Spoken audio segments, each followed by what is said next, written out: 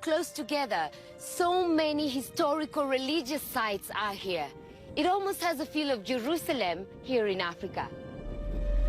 Surround the small ancient town of Yeha, home to a temple that is what some say is the oldest standing building in sub-Saharan Africa.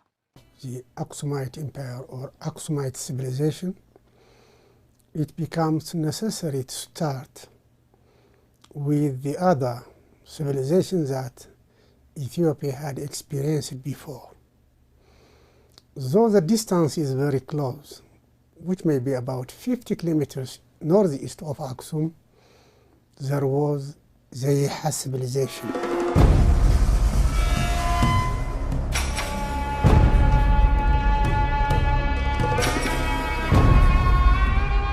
The writing was started there. Construction of palaces was started at Yeha.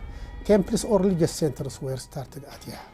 Small-scale industry was started at Yeha. This clearly shows that Yeha was a small urbanized urban center. Therefore, after the decline, probably after the decline of Yeha, it seems that Aksum had taken place to succeed Yeha. By around the 400s BC, we see a distinct culture which is very much an Ethiopian culture. From that, we start seeing city-states develop.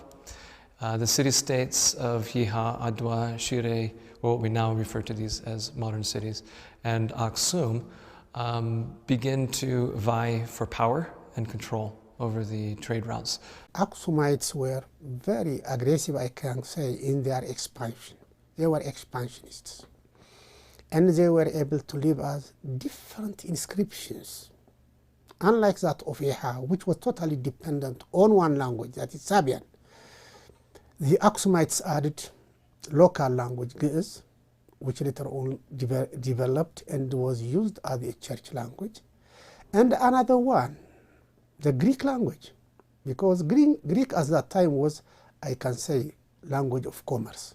We have here is a relatively recently excavated or discovered inscription from the King Ezana. King Ezana was the king who first introduced or was introduced to Christianity. This inscription specifically relates to the conquests that he has made in terms of people who tried to get out from under his dominance.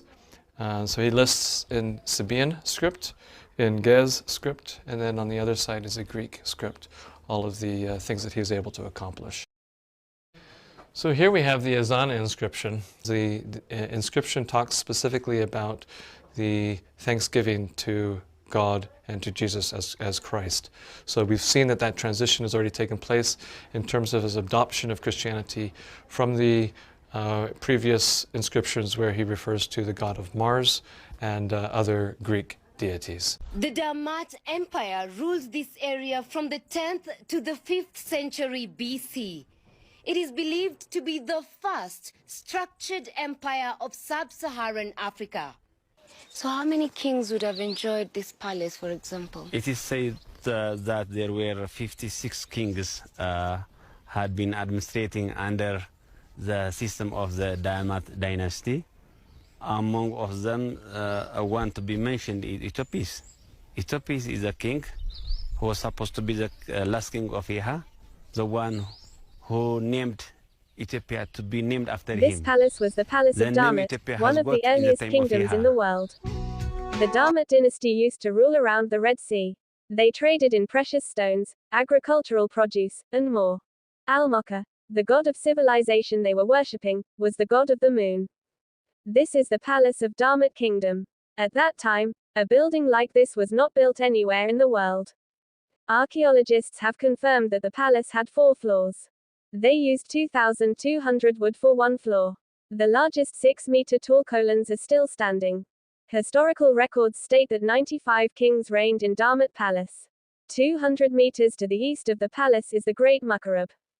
This is a large building where sacrifices were made to the moon god named Mukrab al-Mokka. And for sacrifice, they had to offer walia and incense. This building has been standing for more than 3,000 years, although the roof has now collapsed. The city is surrounded by mountains 360 degrees. The kings chose her on several criteria. One of the mountains is a large mountain in the shape of a lion. The Yeha community is a people with unadulterated culture and dignity. Damat government contributed many civilizations to the world, and these are architecture, government, farming, metal work, business. The alphabet of Saba has been designed, etc. After the Damat dynasty came the kingdom of Aksum. The Damat civilization was almost completely inherited by the Shem tribe, the kingdom of Aksum.